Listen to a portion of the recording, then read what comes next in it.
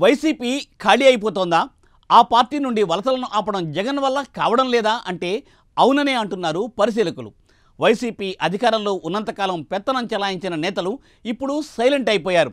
ఒకరిద్దరు ఇప్పటికీ కూటమి సర్కార్పై నోరు పారేసుకుంటున్నా వారిని జనం పట్టించుకోవటం లేదు. ఇక వైసీపీ అధికారంలో ఉన్న సమయంలో ఇష్టారీతిగా వ్యవహరించిన ఆ పార్టీ నేతలు పలువురు రాజకీయాలకు దూరంగా మౌనంగా ఉంటున్నారు. పార్టీలు మారదామన్నా వారికి చోటిచ్చే పార్టీయే లేకపోవడంతో ప్రస్తుతానికి మౌనమే మేలని మిన్నకుంటున్నారు. ఇక పలువురు ఇప్పటికే పార్టీని వీడి అవకాశం ఉన్న పార్టీల్లో సర్దుకుంటున్నారు కూడా. పదవులు హోదా గురించి మాట్లాడకుండా చోటిస్తే చాలు అన్నట్లుగా తెలుగుదేశం, జనసేన, బీజేపీ గూటికి చేరడానికి రెడీ అయిపోతున్న వారు మరికొందరు కూడా ఉన్నారు. అయితే తాజాగా జగన్కు అత్యంత నమ్మకస్తుడిగా ఉన్న సామినేని ఉదయభాను సైతం పార్టీని వీడిపోతారనే గుసగుసలు వినిపిస్తున్నాయి. ఇప్పుడు చిరంజీవి కుటుంబంతో సన్నిహిత సంబంధాలు ఉండడంతో ఆయన జనసేనలో చేరతారనే ప్రచారం జరుగుతోంది. ఇప్పుడు చూడాలి మరి ఏం జరుగుతుందో.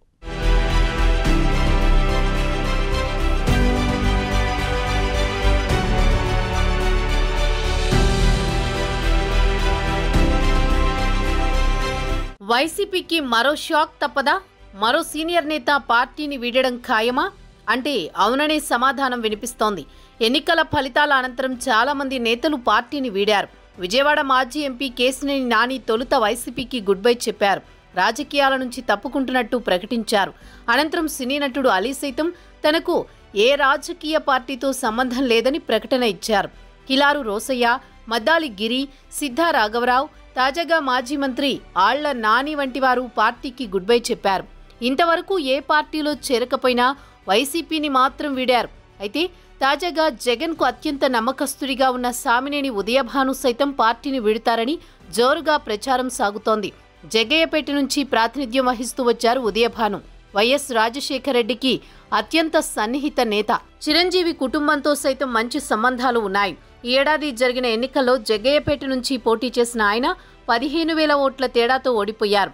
ఇప్పుడు పార్టీకి గుడ్ బై చెప్పాలని ఓ నిర్ణయానికి వచ్చినట్టు తెలుస్తోంది.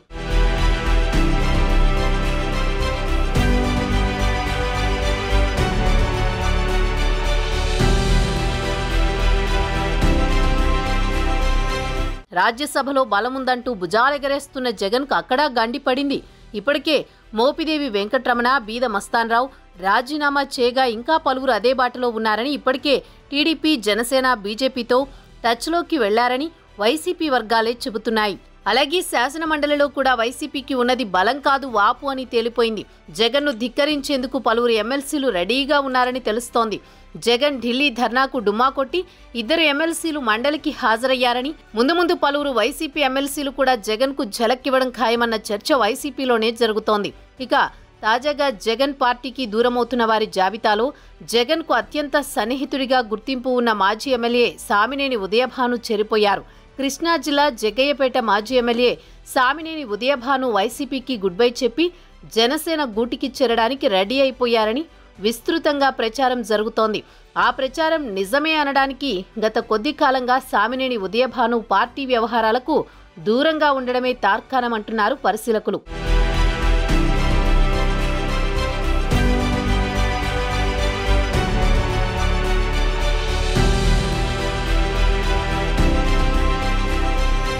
ఎన్నికల ఫలితాల అనంతరం సామినేని ఉదయభాను సైలెంట్ అయ్యారు. పార్టీ కార్యకలాపాలకు సైతం దూరంగా ఉంటున్నారు. పార్టీ మారాలన్న నిర్ణయంతోనే ఆయన ఆంటీ ముట్టనట్లు ఉన్నట్లు తెలుస్తోంది.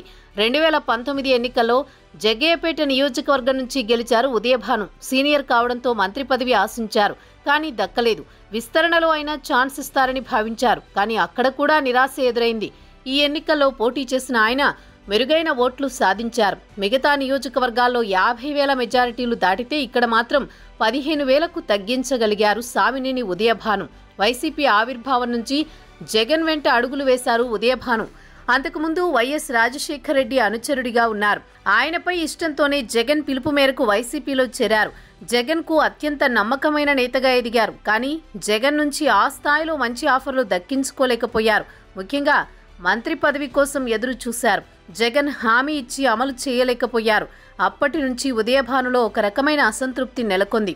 ఇప్పుడు పార్టీకి ఘోర పరాజయం ఎదురుకావడంతో తనలో ఉన్న అసంతృప్తిని బయటపెట్టారు ఉదయభాను. ఆయన వైసీపీని వీడడం ఖాయమని ప్రచారం ప్రారంభమైంది.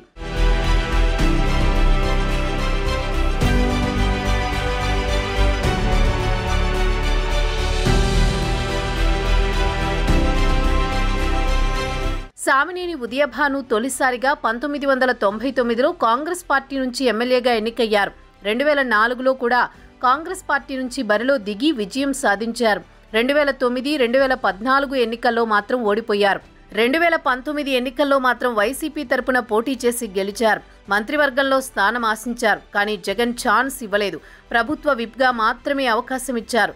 2023 ఆగస్టు 25న తిరుమల తిరుపతి దేవస్థానం బోర్డు సభ్యుడిగా నియమితులయ్యారు. ఈ ఎన్నికల్లో ఆయన ఓడిపోయారు. చిరంజీవి కుటుంబంతో సన్నిహిత సంబంధాలుండడంతో జనసేనలో చేరతారని ప్రచారం జరుగుతోంది. మరోవైపు వైసీపీ అధికారంలో ఉండగా జనసేనకు వ్యతిరేకంగా ఆయన చేసిన ప్రచారం ఇప్పుడు అవరోధంగా మారుతోంది. జనసేన శ్రేణులు ఉదయభానును పార్టీలో చేర్చుకోవద్దంటూ పవన్పై ఒత్తిడి తీసుకువస్తున్నారట. గతంలో జగ్గయ్యపేట నియోజకవర్గ పరిధిలో జనసేన ఏర్పాటు చేసిన జెండా దిమ్మెను ఉదయభాను ఆధ్వర్యంలో వైసీపీ శ్రేణులు ధ్వంసం చేసిన విషయాన్ని జనసేన కార్యకర్తలు ఇప్పుడు గుర్తు చేస్తున్నారు. నాడు దిమ్మె ధ్వంసంపై ఫిర్యాదు చేయడానికి వెళ్లిన జనసేన నాయకులు, కార్యకర్తలపైనే కేసులు నమోదు చేయించిన ఉదయభానును పార్టీలో ఎలా చేర్చుకుంటారని జన సైనికులు ప్రశ్నిస్తున్నారు. వీటన్నింటికీ తోడు జనసేనలో చేరడానికి ఉదయభాను కొన్ని కండిషన్లు పెట్టారని, వాటిలో ప్రధానంగా తనకు జనసేన ఎన్టీఆర్ జిల్లా అధ్యక్ష పదవి ఇవ్వాలని కోరుతున్నారని అంటున్నారు. దీనిని కూడా జన సైనికులు గట్టిగా వ్యతిరేకిస్తున్నారు. మొత్తం మీద సామినేని ఉదయభానుకు జనసేనలో ఎంట్రీ వచ్చినా రాకున్నా ఆయన మాత్రం వైసీపీని వీడడం ఖాయమైందని పరిశీలకులు చెబుతున్నారు.